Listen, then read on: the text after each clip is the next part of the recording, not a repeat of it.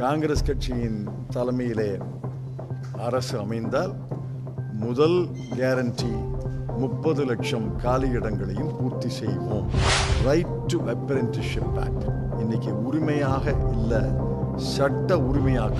இளைஞர்கள் தொழில் தொடங்க முன் வந்தால் அவர்களுக்கு இந்த 10 கோடியிலிருந்து முதலீடுக்காக உதவி செய்யப்படும்.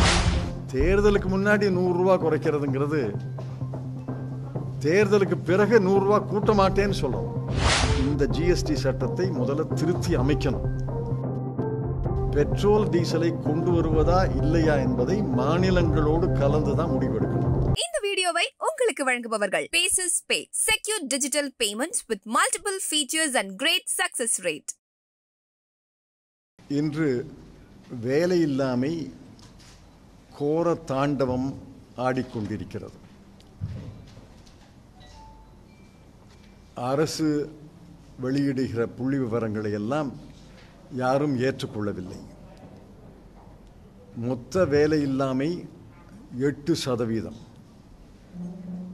பட்டதாரிகள் மத்தியிலே, பட்டம் பெற்றவர்கள் மத்தியிலே வேலையில்லாமை 42%. அது பல உதாரணங்களை சொல்ல முடியும். அதையெல்லாம் இப்பொழுது சொல்ல வேண்டிய அவசியமில்லை. இந்த வேலையில்லாமையை போக்குவதற்கு முதல் வழி மத்திய அரசிலே இருக்கக்கூடிய காலி இடங்களை நிரப்புவது. நீங்கள் சேர்த்து பார்த்தீங்கன்னா 30 லட்சம் காலி இடங்கள் இருக்கின்றன. 30 லட்சம். இந்த 30 லட்சம் இடங்களையும் பூர்த்தி செய்யலாம், பூர்த்தி செய்ய வேண்டும். இவை அனுமதிக்கப்பட்ட பதவிகள். ஆக எங்களுடைய முதல் கேரண்டி, காங்கிரஸ் கட்சியின் தலைமையிலே அரசு அமைந்தால் முதல் கேரண்டி 30 லட்சம் காலி இடங்களையும் பூர்த்தி செய்வோம். அடுத்த கேரண்டி, இரண்டாவது கேரண்டி, அரசு நடத்தக்கூடிய தேர்வுகளில் கேள்வித்தாள் கசிவது என்பது வழக்கமாகிவிட்டது. உத்தரப்பிரதேச மாநிலத்திலே மட்டும் கடந்த 10-15 நாட்களிலே 2 கேள்வித்தாள்கள் கசிந்திருக்கின்றன. காங்கிரஸ் தலைமையிலே ஆட்சி அமைந்தால் புதிய சட்டத்தை நிறைவேற்றி, இந்த பாரதிய ஜனதா கட்சி ஒரு சட்டத்தை நிறைவேற்றி பிப்ரவரி மாதம் 12ஆம் தேதி அமலுக்கு கொண்டாந்தாங்க.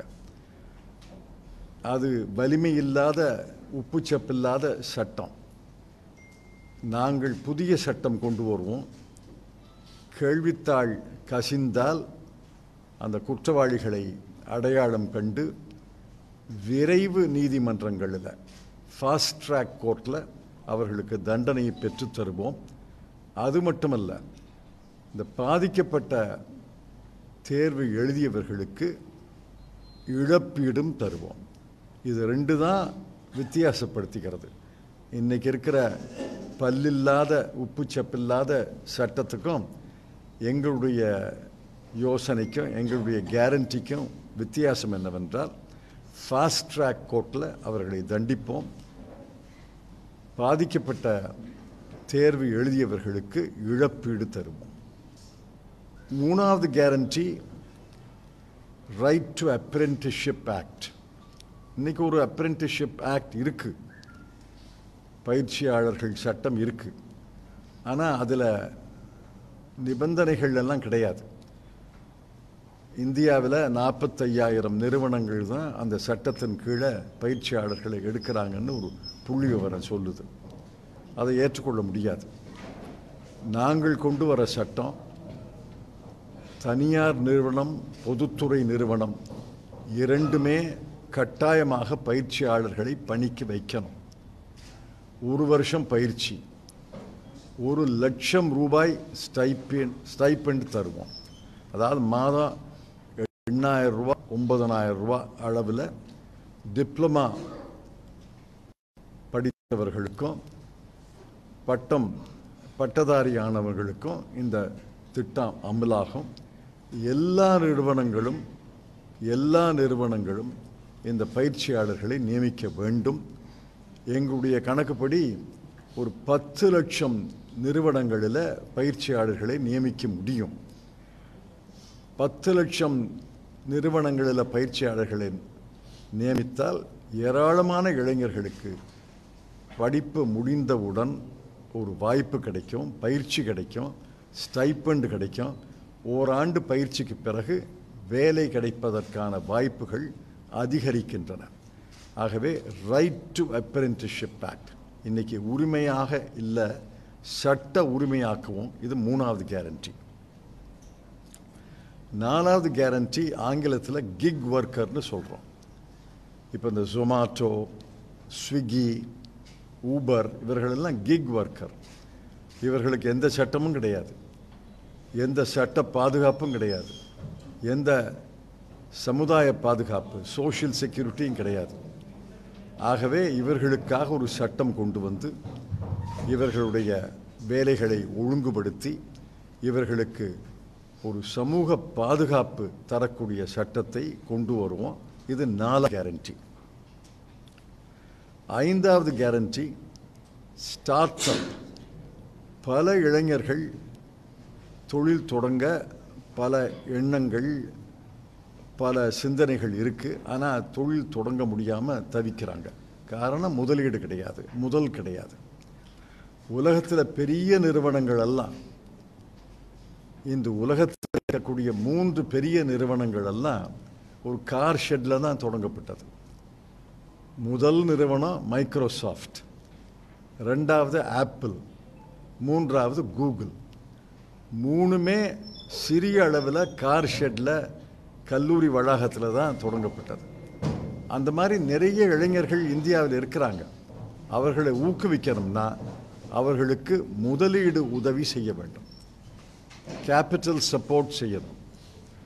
அதற்கு 10,000 கோடி ரூபாய் இந்த புதிய தொழில்கள் தொடங்குவதற்காக அரசுடைய நிதியில் இருக்கு. அதில் பாதி தொகை 5,000 கோடி ரூபாயை எடுத்து ஒரு நாடாளுமன்ற தொகுதிக்கு 10 கோடி ரூபாய் என்று ஒதுக்கினார். 543 நாடாளுமன்ற தொகுதிகள் இருக்கின்றன. ஆக ஏறத்தாழ 5,500 கோடி ரூபாய் தேவைப்படும். அது இருக்கு. அதை ஒரு நாடாளுமன்ற தொகுதிக்கு 10 கோடி என்று பிரித்து தந்து அந்த நாடாளுமன்ற தொகுதிக்கு உட்பட்ட இளைஞர்கள் தொழில் தொடங்க முன் வந்தால் அவர்களுக்கு இந்த 10 கோடியிலிருந்து முதலீடுக்காக உதவி செய்யப்படும். அப்படி செய்யும் பொழுது ரிசர்வ் தொகுதியில் தலித் மாணவர்கள் இருப்பார்கள், இளைஞர்கள் இருப்பாங்க. பின்தங்கிய தொகுதிகளில் பின்தங்கிய இளைஞர்கள் இருப்பாங்க. பல தொகுதிகளில் சிறுபான்மை சமுதாயத்து இளைஞர்கள் இருப்பாங்க. பல தொகுதிகளில் மலைவாழ் மக்கள் இருப்பாங்க. அவங்களுக்கும் முதலீடு கிடைக்கும். இன்னைக்கு வங்கிகள் மூலமாக யாருக்கு முதலீடு உதவி கிடைக்கிறது? மேட்டுக்குடி மக்களுக்கு தான் கிடைக்கிறது.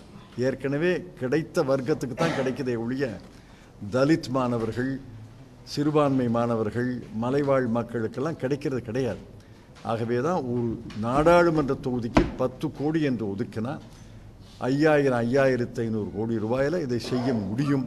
இது 5வது கேரண்டி. ஆக இந்த 5 கேரண்டிகளையும் காங்கிரஸ் கட்சி முன்வைக்கிறது. இந்த நாட்டு இளைஞர்களை பார்த்து நாங்கள் அன்போடு கேட்டுக்கொள்வதெல்லாம், உங்களுக்கு வேலையின்மை தான் மிகப்பெரிய பிரச்சனை. வேலை இல்லை வேலை இல்லை என்பது தான் எல்லா இடத்துலையும் கேட்குற குரல். யாராவது 2 பேரில் வந்தாங்கன்னா ஒருத்தர் என் பிள்ளைக்கு வேலை வாங்கித்தாங்க, என் பொண்ணுக்கு வேலை வாங்கித்தாங்க. ஆக இந்த வேலை இல்லாமையை ஒழிப்பதற்கு, பயிற்சி தருவதற்கு, முதலீடு உதவி செய்வதற்கு இந்த 5 கேரண்டிகளும் அடங்கும். இந்த 5 கேரண்டிகளை ஏற்று இதை செய்யக்கூடிய கட்சி காங்கிரஸ் கட்சி. அதில் ஒன்றும் சந்தேகமே யாருக்கும் வேண்டாம். பல புரட்சிகரமான திட்டங்களை தொடங்கி நிகழ்த்தி காட்டியது காங்கிரஸ் கட்சி. இந்த 5 கேரண்டிகளை செய்ய முடியுமா என்று கேட்டால் நிச்சயமாக செய்ய முடியும். இதை செய்வோம் என்று இளைஞர்களை பார்த்து நான் அன்போடு கேட்டுக்கொள்கிறேன். சிலிண்டர் விலை குறைப்பை நான் வரவேற்கிறேன். பிரதமர் 100 ரூபா குறைச்சிருக்காரு. அது போதாது. நான் மீண்டும் ஆட்சிக்கு வந்தால் 100 ரூபா கூட்ட மாட்டேன்னு சொல்லணும். அவர் 100 ரூபா குறைச்சவர் மீண்டும் ஆட்சிக்கு வந்தால் இந்த குறைத்த 100 ரூபாயை கூட்ட மாட்டேன்னு சொல்லட்டுமே. 2014க்கு முன்னாடி குஜராத் முதலமைச்சராக இருக்கபோது பாரதிய ஜனதா கட்சியுடைய பிரதமர் வேட்பாளராக அவர் முன்னிறுத்தப்பட்ட போது என்ன சொன்னார்? பெட்ரோல் நாங்கள் ஆட்சிக்கு வந்தால் பெட்ரோல் 50 ரூபா, டீசல் 40 ரூபா. செஞ்சாங்களா? ஒவ்வொரு இந்திய குடிமகனும் வங்கி கணக்கிலையும் 15 லட்சம் போடுறேன்னு சொன்னாங்க. போட்டாங்களா? 2 கோடி ரூபா வேலை தர்றேன்னு சொன்னாங்க. ஆண்டுக்கு 2 கோடி வேலைகளை தருகிறோம் என்று சொன்னார்கள். செய்தார்களா? ஆக தேர்தலுக்கு முன்னாடி 100 ரூபா குறைக்கிறதுங்கிறது தேர்தலுக்கு பிறகு 100 ரூபா கூட்ட மாட்டேன்னு சொல்லணும். தேர்தல் வாக்குறுதி இல்லை, போன தேர்தல் வாக்குறுதியிலே சொல்லியிருந்தோம். ஜிஎஸ்டி 2.0. இந்த ஜிஎஸ்டி சட்டம் பிழையான சட்டம், தவறான சட்டம். இந்த சட்டத்தை முன்மொழிந்த போதே நாடாளுமன்றத்தில் திரு அருண் ஜேட்லி அவர்களை பார்த்து நாங்கள் எல்லாம் சொன்னோம், இந்த சட்டத்தை கொண்டாடாதீங்க. ஜூலை மாதம் 1 தேதி கொண்டாடணும்னு ஒன்று விதி கிடையாது. 3 மாதம் தள்ளி போடுங்க, புதிய வரைவு சட்டத்தை தயாரிங்க, நாங்கள் பார்க்குறோம், அப்புறம் நிறைவேற்றோம். இல்லை நான் ஜூலை 1ஆம் தேதியே கொண்டாடணும். அதனால தான் நள்ளிரவில் நாடாளுமன்றத்தை கூட்டி மேளமெல்லாம் அடித்து இந்த சட்டத்தை கொண்டாந்தாங்க. இந்த சட்டம் பிழையான சட்டம். நீங்கள் வர்த்தகர்கள், சிறிய வர்த்தகர்லேருந்து பெரிய கம்பெனிகள் எல்லாரையும் கூப்பிட்டு கேளுங்க, ஒரு கோரிக்கையில் ஒரே குரலில் பதில் சொல்லுவாங்க, இந்த ஜிஎஸ்டி சட்டத்தை திருத்துங்க. பெரிய முதலாளிகளாகட்டும், சிறு தொழிலாகட்டும், வியாபாரிகளாகட்டும், ஒரு டிமாண்டில் எல்லாரும் ஒத்து போகிறாங்க, இந்த ஜிஎஸ்டி சட்டத்தை மாற்றுங்க. எல்லா மாநிலங்களும் இந்த ஜிஎஸ்டி சட்டத்தை எதிர்த்து குரல் கொடுக்குறாங்க. ஆக ஜிஎஸ்டி 2.0 நாங்கள் தெளிவாக இருக்கோம், அது ஒன்றும் சந்தேகமே வேண்டாம். பெட்ரோல் டீசல் கொண்டு வருவதற்கு அரசியல் சாசனத்தில் திருத்தம் செய்யணும். நாங்கள் சொல்கிறோம், இந்த ஜிஎஸ்டி சட்டத்தை முதல்ல திருத்தி அமைக்கணும். பெட்ரோல் டீசலை கொண்டு வருவதா இல்லையா என்பதை மாநிலங்களோடு கலந்து தான் முடிவெடுக்கணும். ஏன்னா மாநிலங்களுக்கு இன்னைக்கு மிகப்பெரிய வருவாயே மதுபானத்தை தவிர பெட்ரோல் டீசல் தான். மாநிலங்களை கலந்து முடிவெடுக்கணும். இந்த வீடியோ உங்களுக்கு பிடிச்சிருந்தா லைக் பண்ணுங்க, ஷேர் பண்ணுங்க, கமெண்ட் பண்ணுங்க. மறக்காம OH தமிழ் சேனலுக்கு சப்ஸ்கிரைப் பண்ணுங்க.